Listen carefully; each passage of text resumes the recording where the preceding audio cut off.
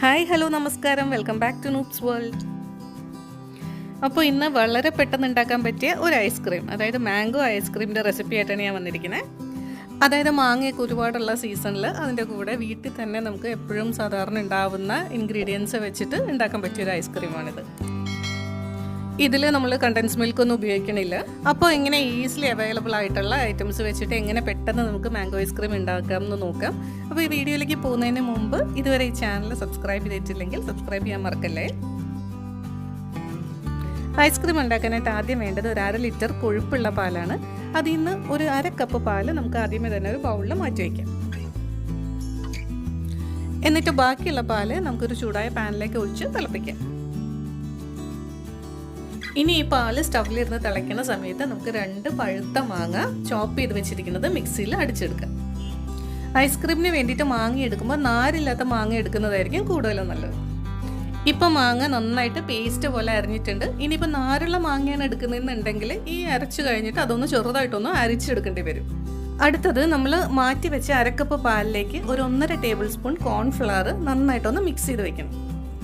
Cornflour തന്നെ വേണമെന്നില്ല, നമ്മുടെ വീട്ടിൽ സാധാരണ ഗോതമ്പ് പൊടി ഉണ്ടെങ്കിൽ അത് ഉപയോഗിക്കാം, അല്ലെങ്കിൽ ഇതിന് പകരം വേണമെങ്കിൽ കസ്റ്റർഡ് പൗഡറും ഉപയോഗിക്കാം. ഈ സമയത്ത് നമ്മുടെ സ്റ്റവ് ഇരിക്കുന്ന പാല് നന്നായിട്ട് ചൂടായി വന്നിട്ടുണ്ട്. അപ്പോൾ നമുക്ക് അതിലേക്ക് ഒരു 3 ടേബിൾ സ്പൂൺ പഞ്ചസാര ചേർത്ത് കൊടുക്കാം. പഞ്ചസാര ചേർത്ത് കഴിഞ്ഞിട്ട് ഇത് അടിയിൽ പിടിക്കാതിരിക്കാനായിട്ട് നന്നായിട്ടൊന്ന് ഇളക്കി കൊടുക്കണം.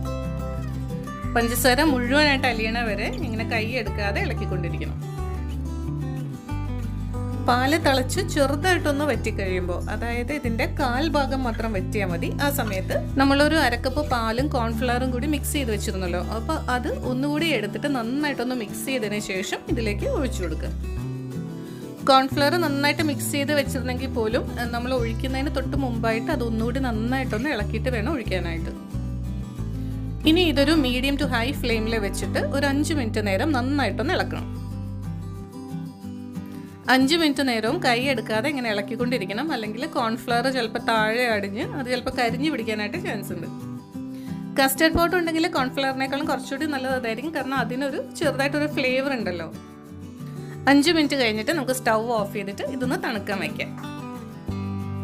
തണുത്തതിന് ശേഷം ഇത് നമുക്ക് മിക്സിയിൽ മാങ്ങ അടിച്ച് വെച്ചതിലേക്ക് ചേർക്കാം. അടുത്ത ഇൻഗ്രീഡിയൻ്റ് ഓപ്ഷനിലാണ്. ഞാൻ ഇതിലേക്ക് ഒരു 5 ടേബിൾ സ്പൂൺ ഫ്രഷ് ക്രീം കൂടി ചേർത്ത് കൊടുക്കുന്നുണ്ട്. ഇനി ഫ്രഷ് ക്രീമിന് പകരമായിട്ട് പാൽപ്പൊടി ഉണ്ടെന്നുണ്ടെങ്കിൽ ഒരു 3 ടേബിൾ സ്പൂൺ പാൽപ്പൊടിയും കൂടി ചേർത്തിട്ട് അടിച്ചെടുക്കാം. ഇത് രണ്ടും ചേർക്കണം എന്ന് യാതൊരു നിർബന്ധമില്ല, പക്ഷെ ചേർത്ത് കഴിഞ്ഞാൽ ടേസ്റ്റ് കുറച്ചുകൂടി നല്ലതായിരിക്കും. ഇപ്പോൾ ഇതെല്ലാം കൂടി നന്നായിട്ട് അടിച്ചെടുത്തിട്ടുണ്ട്. ഇനി ഇത് നമുക്കൊരു കണ്ടെയ്നറിലേക്ക് പകർത്തിയിട്ട് സെറ്റ് ചെയ്യാനായിട്ട് വെക്കാം. അപ്പോൾ നമ്മൾ ആദ്യം സെറ്റ് ചെയ്യാനായിട്ട് ഒരു 2 മണിക്കൂർ നേരം ഫ്രീസറിൽ വെക്കണം. അപ്പോൾ ഈ 2 മണിക്കൂർ സെറ്റ് ചെയ്യാൻ വേണ്ടിയിട്ട് ഫ്രീസറിൽ വെക്കുമ്പോൾ നമുക്ക് ഈ കണ്ടെയ്നർ വെറുതെ അതിൻ്റെ ലിഡ് വെച്ച് അടച്ചു വെച്ചിട്ട് ഫ്രീസറിൽ വെച്ചാൽ മതി. 2 മണിക്കൂറിന് ശേഷം തുറന്ന് നോക്കുമ്പോൾ നമ്മുടെ ഐസ്ക്രീം ഏകദേശം പകുതി സെറ്റായിട്ടുണ്ട്. ഇനി ഐസ്ക്രീം ഒന്നുകൂടി നന്നായിട്ടൊന്ന് മിക്സ് ആവാൻ, അതിൻ്റെ കൺസിസ്റ്റൻസി ഒക്കെ ശരിയാവാൻ വേണ്ടിയിട്ട് നമുക്കിത് ഒന്നുകൂടി ഒന്ന് മിക്സിയിൽ നന്നായിട്ടൊന്ന് അടിച്ചെടുക്കണം.